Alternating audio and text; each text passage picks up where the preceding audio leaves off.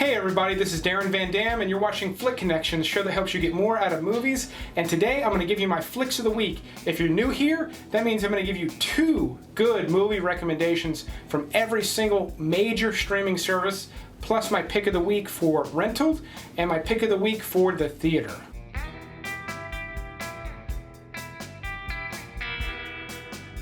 Starting right off with Netflix, I'm recommending Gone Baby Gone, which is a great little neo-noir movie. It's basically a detective story starring Casey Affleck, Ed Harris is in it, Michelle Monaghan, Morgan Freeman. Powerhouse acting, really well directed by none other than Ben Affleck. This is actually the first movie he ever directed. He's now an he's got multiple Academy Awards for writing, and then sort of one for directing, but he's a really talented director in my opinion. This is his first stab at it, and he knocked it out of the park. So much so they didn't even want to market that he directed it when it came out because they thought people wouldn't be able to associate him with this. And I gotta be honest, I wouldn't have. It's that good. If you've never seen it, I highly, highly recommend it. Also on Netflix, the new original movie, How It Ends, is an apocalyptic story. In my opinion, one of the better Netflix originals. Just be aware that it is essentially a made-for-TV movie. It's not going to have the production value of a major theatrical release, but it's close. Forrest Whitaker is great in this movie. It's a really different and interesting take on an apocalyptic scenario. Basically a sort of storm and natural disaster driven apocalyptic scenario where there's a massive power outage and 2 men essentially go on this cross-country trip to try to save somebody else during the midst of all the chaos. And I thought it was really well executed.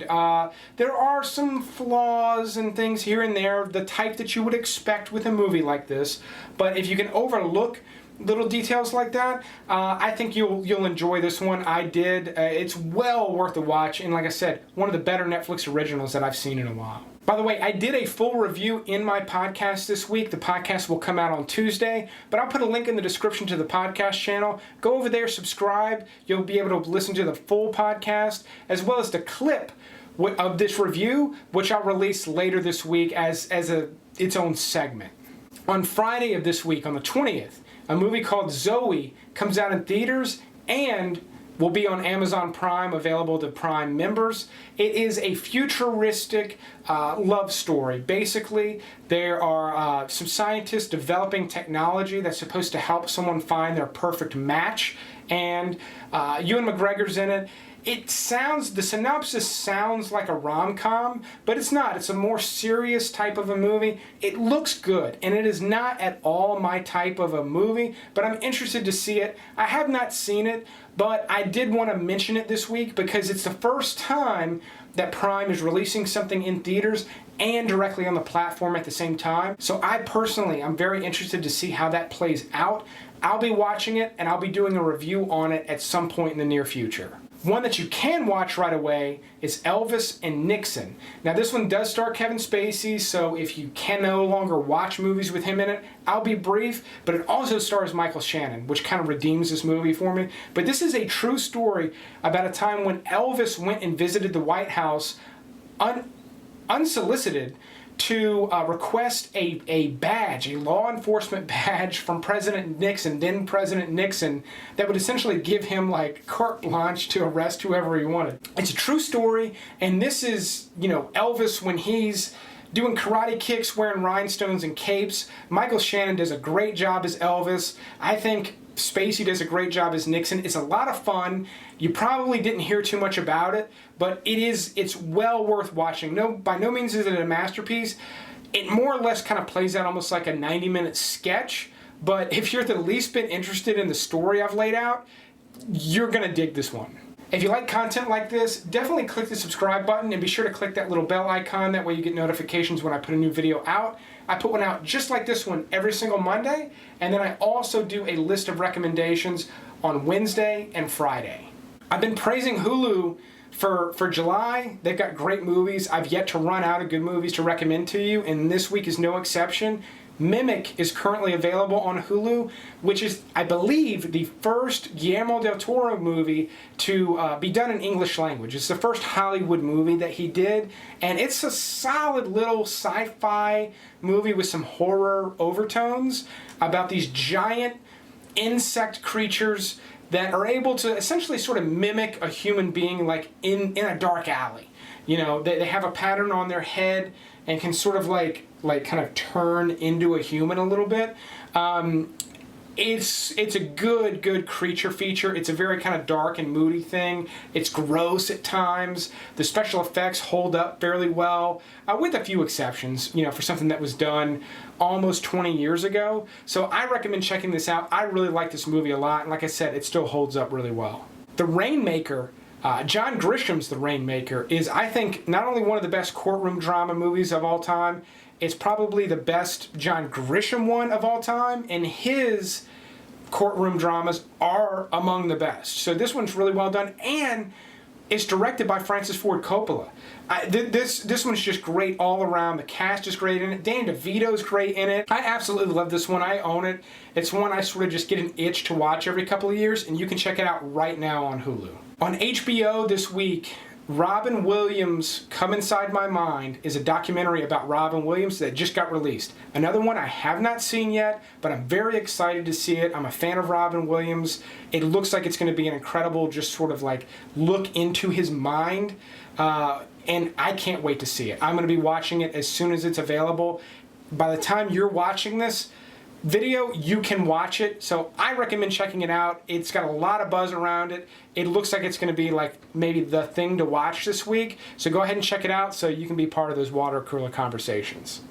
And then I never recommended It. It's been on HBO for like 2 months, and I've just always kind of had other stuff in front of it, and also because I know a lot of people saw it. It did so well, it was so successful, but I do want to say, if you're a fan of Stephen King and you maybe passed on this just thinking it was like going to be just like a go the route most remakes go, it didn't. They did a good job with this one. I highly recommend checking it out.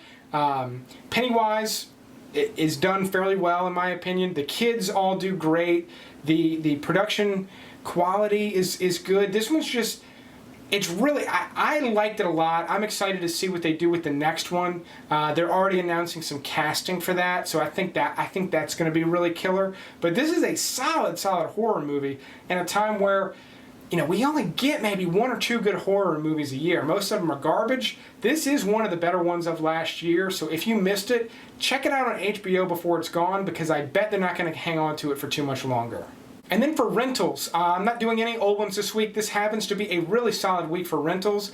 You Were Never Really Here is probably going to be in my top 10 movies of 2018, I can tell you already. It stars Joaquin Phoenix. It is a really gritty little crime thriller about a guy who essentially just sort of charges in and pulls kids out of sex trafficking rings, and he is brutal.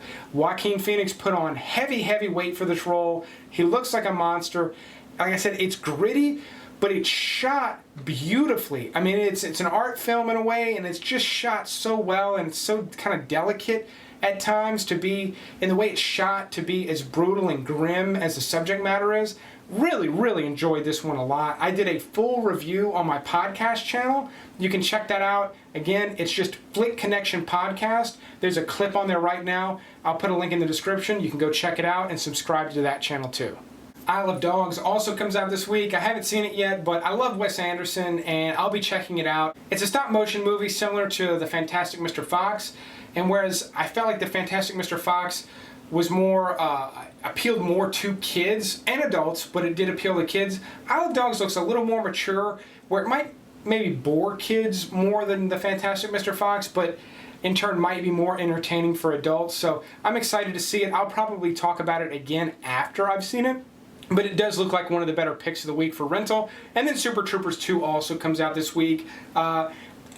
So many people own the first one. It's amazing how many people seem to have a copy in their house. versus how long it took them to get a sequel made. And from the sound of it, it's just as good as the original, so I'm excited to see that one as well. And then in the theater this week, The Equalizer 2 comes out. If you never saw the first one, I recommend renting it as well as part of my rental recommendations this week, I guess. It was surprisingly good. I liked it a lot. I'm always a fan of Denzel Washington, but for some reason, the Equalizer movie just did not intrigue me. But I ended up watching it back when it came out or shortly thereafter, and I liked it a lot. My prediction is the sequel will be less than the original, but probably not by much, making it still a really good watch. But anyway, that is my pick of the week for the theater. Those are my flicks of the week on the whole. Let me know in the comments below what you'll be watching this week, and I will keep making episodes just like this one as long as you keep watching them. But thanks for watching this one, and you will see me next time.